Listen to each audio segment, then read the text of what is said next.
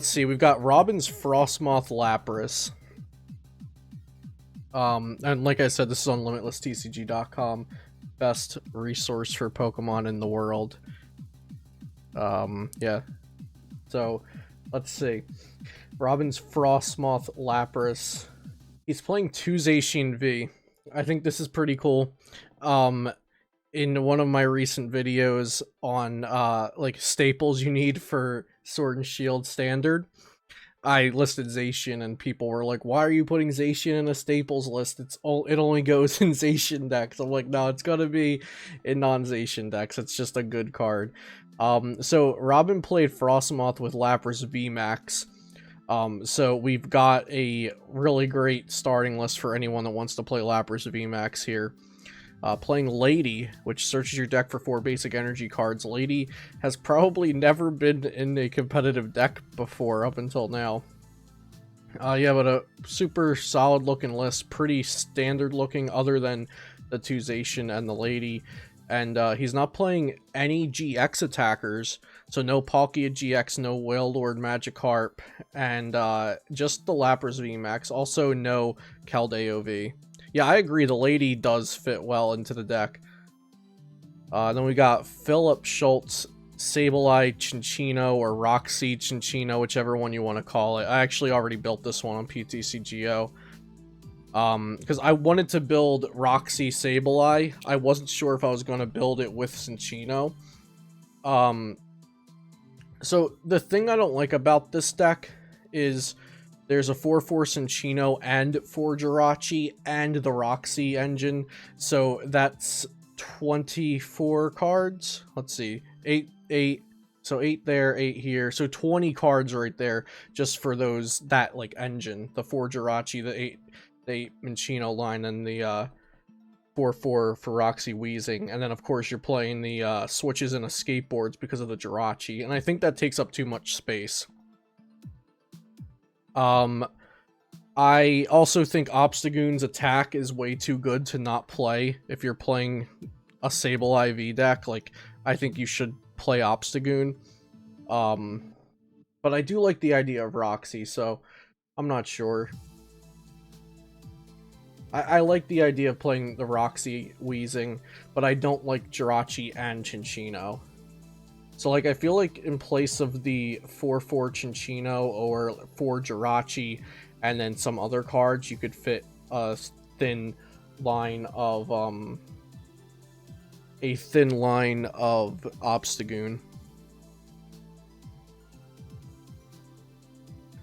I like Weavile Ultra Prism in any deck with Dark Energy and Incense. Yeah, Weavile Ultra Prism is an oldie but a goodie. It's still in Standard.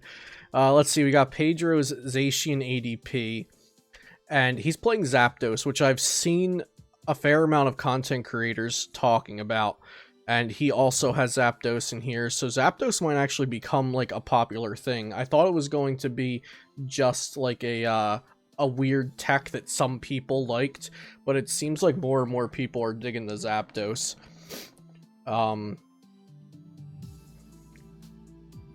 Then we got Fione. Fione's good versus Obstagoon. Dolls, just a solid card. Big Charm over Metal Frying Pan, because Big Charm also works with ADP, so I guess that's why. And then Pokemon Catcher over Custom Catchers. I do like Pokemon Catcher, but I don't have a preference for Pokemon or Custom. I think they're both solid. I wouldn't argue if you're, like, I don't have an argument at the moment against playing for Pokemon Catcher or for Custom Catcher. And also 2 Lysander Labs, which is very strange in this deck since it's playing, or is it not playing a skateboard? It's not playing oh no, it is playing 1 skateboard, 2 Big Charm, but Lysander Labs is kind of odd in here. I guess it's for the mirror. Or versus Luke Metal with Frying Pan, maybe. Okay, still odd, but I guess it's, I guess it has merit. Fabian's Baby Blacephalon. I've also built a few cards off of this list already on PTCGO. There were a few things I was thinking about it.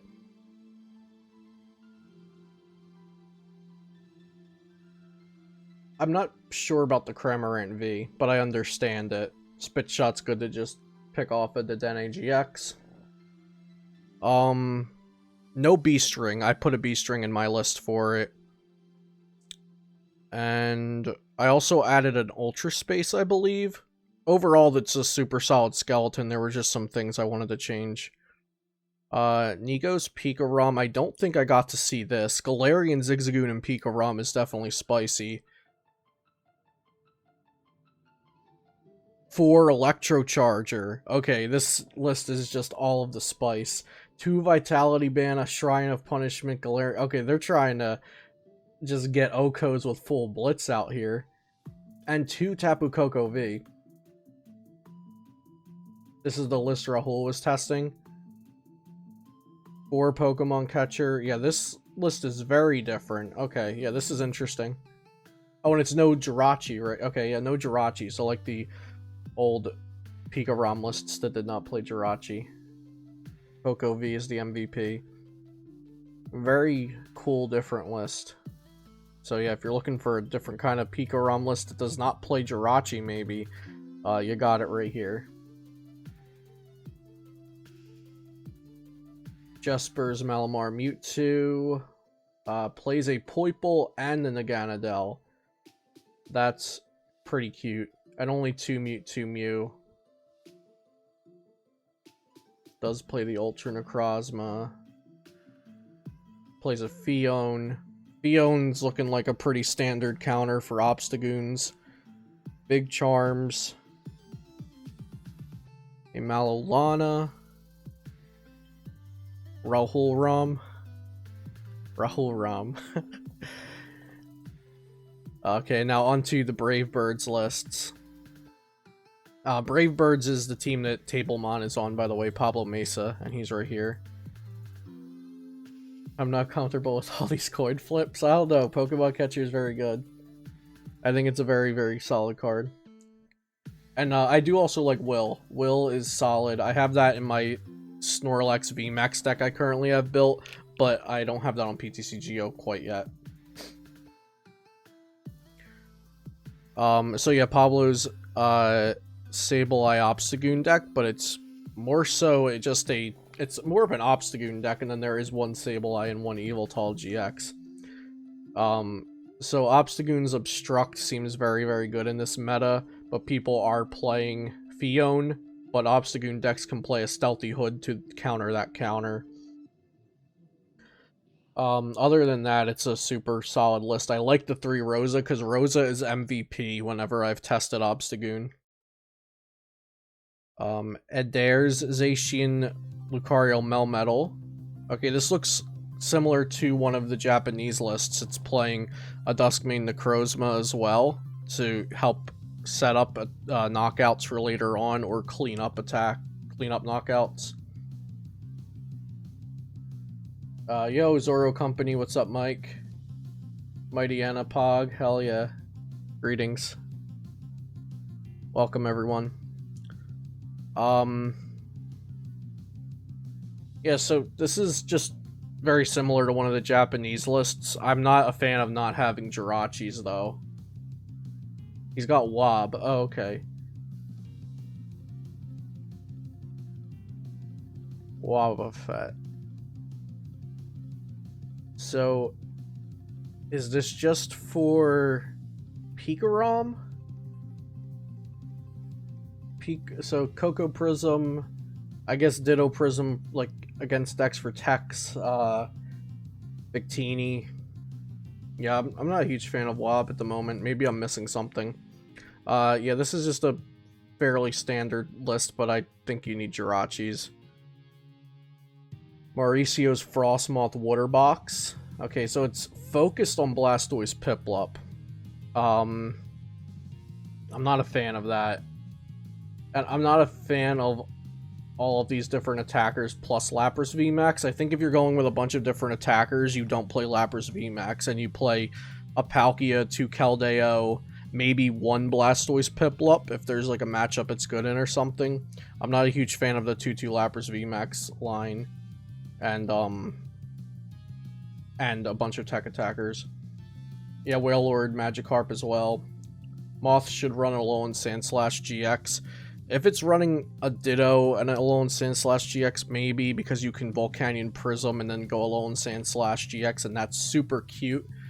Or you just make that your whole game plan, and that actually sounds like a cool deck. I'm not very big on Frostmoth decks right now. This list looks fine. I just don't think the deck overall is very consistent. And then it also has Misty and Lorelei, which I think is a fairly hard thing to pull off. Hey, WeeMan25, thank you so much for the tier 1 sub, John. Appreciate it. Yeah, Misty and Lorelei is very cool, but it's a win more card in my opinion. Maybe not because of Palkia GX, but then again, if you're getting off Palkia GX, I think you're, like, if you get Zero Vanish off at a very good time, I think you're winning the game or already at an advantage. So I'm not sure that you need Misty and Lorelei to use another GX attack. Plus, your strongest attacker, arguably, is Lapras VMAX, which doesn't need a GX attack. So it just searches through water at worst. Okay, that's fair. And then I think what one of the Schultz brothers were saying when they were commentating on it was they play Lady because it searches out 4. So it always gets you, Lady always gets you another energy. But yeah, I guess Misty and Lorelei you could argue Misty and Lorelei in over Lady then. And then this also plays Fisherman. I've never subbed to anyone before. There's always a first, bro.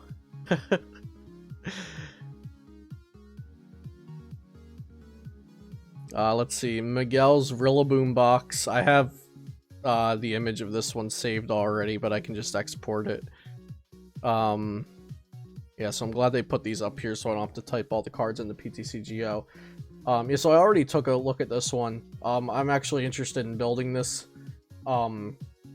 Because Tropical Hour GX is like, it's just like Palkia GX's Zero Vanish. And I think that's super busted because it's also on a 270 HP Pokemon. Oh, and great, they're playing Big Charm too. I couldn't remember if they were playing Big Charm. That was going to be my next comment. I think Big Charm's really good on Rowlet. Yeah, so I'm very interested in this deck. Venusaur Snivy is okay. It's, if you can get it up there and then switch, you got a Gust effect. The 2 Lightning and the Rayquaza, it feels a little inconsistent to me, but I'm sure it's very good when you pull it off, so I'm not going to knock it till I try it. But yeah, I'm very interested in this deck. Having stage 2s is worrisome, as always, in these days when stage 2s aren't very prevalent. But yeah, okay, on to the next one. Victor's Pikarom. This one's a bit more standard. It has the Jirachis. The other one did not. Just one Tapu Koko V. It's got all the nice little text that I like all of them. The Oranguru Primate Wisdom. This card is just such a good card. One of the best cards out of Sword and Shield. Absol. Absol is so good right now. It's so busted. And then Marshadow Resetting Holes. Fine against Chaotic Swell because of Thunder Mountain. You want to get that in there. So I'm not a fan of the tag call engine for Pikarom. On my channel, I did have the tag call engine one built like weeks ago, and I was playing that one a lot. And recently I have a new version built online that is just built for straight item consistency, like faster stuff, and it's getting the turn 1 full blitz a lot better. Yeah, just not a huge fan of the tag calls anymore. I'd be fine with like 1 tag call, 1 Guzmahala, 1 Malolana, but 2 Guzmahala in Pikarom feels super bad. I don't like 2 Guzmahala at all, just because it's such a slow card. Yes, it can get you your Thunder Mountain, but so can Volcaner Stadium Nav, and you like, or just Jirachi into Stadium Nav, and then you already have Volcaner in your deck, and now you don't have to have Guzmahala in your deck, which is a pretty bad card in here, just in my opinion. Juan's Malamar Mewtwo. Let's see if there's anything fancy. The Indeedee V is something I'm considering in this deck. It's so good because Psychic does 10 plus 60 more damage for each energy attached to your opponent's active. So, like, this just blows up a Lapras VMAX. It blows up anything that overextended on you or had to attach so many energy. So, Indeedee V is actually a super good attacker. I already talked a lot about Malamar Mewtwo on my channel in the Malamar Mewtwo deck profile. The Malolana is cool. Yeah, nothing else of interest here, I don't think. And those are all the lists from this tournament. So yeah, like I said though, if you did not already check out their thing, there's a link on limitlesstcg.com to watch all the matches back. There were actually a lot of